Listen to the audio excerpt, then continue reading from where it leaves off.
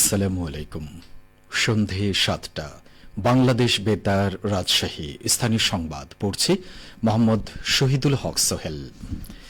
গৃহায়ন ও গণপূর্ত এবং শিল্প মন্ত্রণালয়ের উপদেষ্টা আদিলুর রহমান খান ২ দিনের সফরে আজ নাটোরে আসছেন। ঢাকা থেকে সড়কপথে রওনা হয়ে তিনি নাটোর সার্কিট হাউসে পৌঁছবেন।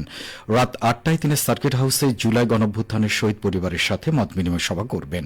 উপদেষ্টা আদিলুর রহমান খান আগামীকাল সকালে জুলাই শহীদদের কবরস্থান জিয়ারত করবেন।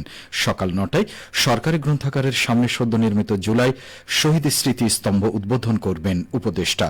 পরে তিনি উত্তরা গণভবন পরিদর্শন করবেন। বাংলাদেশ জামায়াতে ইসলামী রাজশাহী মহানগরীর ওলামা বিভাগের উদ্যোগে আধুনিক ও কল্যাণ রাষ্ট্রের উপকার বিশ্বনবী হযরত মুহাম্মদ সাল্লাল্লাহু আলাইহি ওয়াসাল্লাম শীর্ষক আলোচনা সভা অনুষ্ঠিত হয়েছে। আজ সকালে রাজশাহী চেম্বার অব কমার্স ভবনে আলোচনা সভাটি অনুষ্ঠিত হয়। সভায় প্রধান অতিথি হিসেবে বক্তব্য রাখেন বাংলাদেশ জামায়াতে ইসলামের কেন্দ্রীয় নায়েবে আমির রাজশাহী ১ আসনের সাবেক এমপি অধ্যাপক মুজিবুর রহমান। তিনি বলেন, আধুনিক ও কল্যাণ রাষ্ট্র গঠনের পূর্ব শর্ত হল সৎ নেতৃত্ব প্রতিষ্ঠা করা। আল্লাহ রসুল সাল্লাল্লাহু আলাইহি ওয়াসাল্লাম সেই নেতৃত্বের প্রতীক। তার সুমহান আদর্শই আমাদের পথ নির্দেশিকা। তার রাষ্ট্র পরিচালনা নীতি আমাদের পাথেয়। কোন জাতির জন্য কল্যাণ করতে হলে অবশ্যই আল্লাহর রাসূলের রাষ্ট্রনীতি অনুসরণ করতে হবে। বাংলাদেশ জামাতে ইসলামের কেন্দ্রীয় কর্মপরিষদ সদস্য রাজশাহী মহানগরের আমির ডা মাওলানা কেরামত আলী সভায় সভাপতিত্ব করেন। বন্যার পানিতে গোচারণ ভূমি তলিয়ে যাওয়ায় গবাদি পশু নিয়ে বিপাকে পড়েছেন সিরাজগঞ্জের শাহজাদপুরের গোখামারিরা। কমেছে দুধের উৎপাদনও।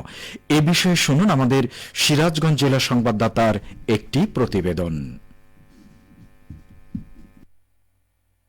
সিরাজগঞ্জের শাহজাদপুরে প্রায় ৪ লক্ষাধিক গবাদি পশু চরানো ও সবুজ ঘাস খাইয়ে লালন পালন করা হয় বড়াল নদীর পাড়ের বাথান ভূমিতে। কিন্তু বর্ষা মৌসুমে প্রতি বছরেই তলিয়ে যায় বাথান ভূমি সহ কৃষকদের নিজস্ব ঘাসের জমি। এবছরেও বন্যার পানিতে ডুবে গেছে ৫টি উপজেলার বাথান ভূমি ও আশপাশের অন্তত ৪৫,০০০ হেক্টর জমি। এতে বাধ্য হয়েই গবাদি পশু গোখামারিদের বাড়ি উঁচু স্থান বা ছোট খামারগুলিতে নিয়ে আসা হয়েছে। সবুজ ঘাস না মেলায় খাওয়ানো হচ্ছে খড়, খোল, ভুসি সহ প্যাকেটজাত গোখাদ্য।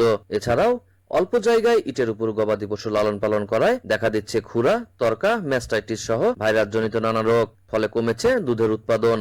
আর বর্ষাকালে গরু বাড়িতে যখন আমাদের বর্ষাকালে উঠে আসে, পুরোটাই আমরা খ্যারের উপর নির্ভরশীল হই। গরুকে খ্যার খাওয়াইতে হয়, গরুকে আপনার যাই হোক খোল ভুসি অনেক বেশি হয়। তো সব মিলে আমরা বর্ষাকালে গরু নিয়ে বিপাকে পড়ে যাই। আমরা খরালি মৌসুমে গরুটা জমিতে লালন পালন করি। কৃষি জমি আছে, এই জমিতে লালন পালন করি। কিন্তু বর্ষা মৌসুমে এসে আমরা গরুকে পানি এসে ডুবে যাওয়ার জন্য গরু বাড়িতে পালার জন্য আমার প্রচুর পরিমাণ লস যাইতেছে।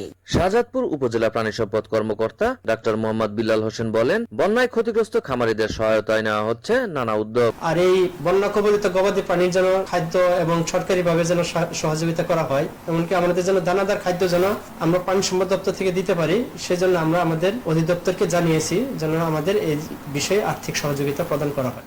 স্বাভাবিক সময়ে শুধুমাত্র শাহজাদপুরে প্রতিদিন উৎপাদিত হয় ৫ লাখ লিটার দুধ। বর্ষা মৌসুমে প্রায় ১.৫ লাখ লিটার কমে দুধের উৎপাদন নেমে এসেছে ৩.৫ লাখ লিটারে। সাজেরুল ইসলাম সঞ্চয়, সিরাজগঞ্জ জেলার সংবাদদাতা, বাংলাদেশ বেতার, রাজশাহী। আমাদের সিরাজগঞ্জ জেলা সংবাদদাতার প্রতিবেদনটি শুনলেন। ফিরছি খবরে। জানাবো এবারে খেলার খবর। নওগাঁয় জেলা প্রশাসন ও জেলা ক্রীড়া সংস্থার আয়োজনে তারুণ্যের উৎসব ২০২৫ উপলক্ষে প্রীতি ফুটবল ম্যাচ অনুষ্ঠিত হয়েছে। আজ বিকেলে নওগাঁ জেলা স্টেডিয়াম মাঠে বগুড়া জেলা ফুটবল দল ও স্বাগতিক নওগাঁ জেলা ফুটবল দল অংশগ্রহণ করে। খেলায় ৫-০ গোলে বগুড়া দল শিরোপা ঘরে তুলে নেয়। ম্যাচের উদ্বোধন ও পরে পুরস্কার বিতরণ অনুষ্ঠানে প্রধান অতিথি ছিলেন নওগাঁ জেলা প্রশাসক মোহাম্মদ আব্দুল আওয়াল। এ সময় বগুড়া জেলা প্রশাসন, নওগাঁ জেলা প্রশাসন ও ক্রীড়া সংগঠকগণ উপস্থিত ছিলেন। খেলা দেখতে মাঠের দর্শক গ্যালারিতে ক্রীড়ামোদী দর্শকরা ভিড় করেন। এদিকে নাটোর জেলা প্রশাসক গোল্ড কাপ ফুটবল টুর্নামেন্ট ২০২৫ শুরু হয়েছে। আজ বিকেল ৩:৩০টায় নাটোর জেলা স্টেডিয়ামে টুর্নামেন্টের উদ্বোধন করেন জেলা প্রশাসক আসমা শাহিন। টুর্নামেন্টের উদ্বোধনী খেলায় টাই ব্রেকারে নলডাঙ্গা উপজেলা দল ৫-৪ গোলে নাটোর পৌরসভা দলকে পরাজিত করে।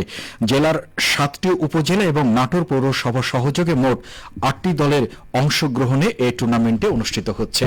সবশেষে আবহাওয়া। আর রাজশাহীতে সর্বোচ্চ তাপমাত্রা ছিল ৩৫.৭ ডিগ্রি সেলসিয়াস এবং সর্বনিম্ন 26.4 ডিগ্রি সেলসিয়াস। সন্ধ্যে 6টায় বাতাসে আপেক্ষিক আর্দ্রতার পরিমাণ ছিল 77%। আগামীকাল রাজশাহী ও পার্শ্ববর্তী এলাকায় সূর্যোদয় হবে সকাল 5:58। সংবাদ শেষ হলো। আমাদের পরবর্তী স্থানীয় সংবাদ শুনবেন আগামীকাল সকাল 8:10।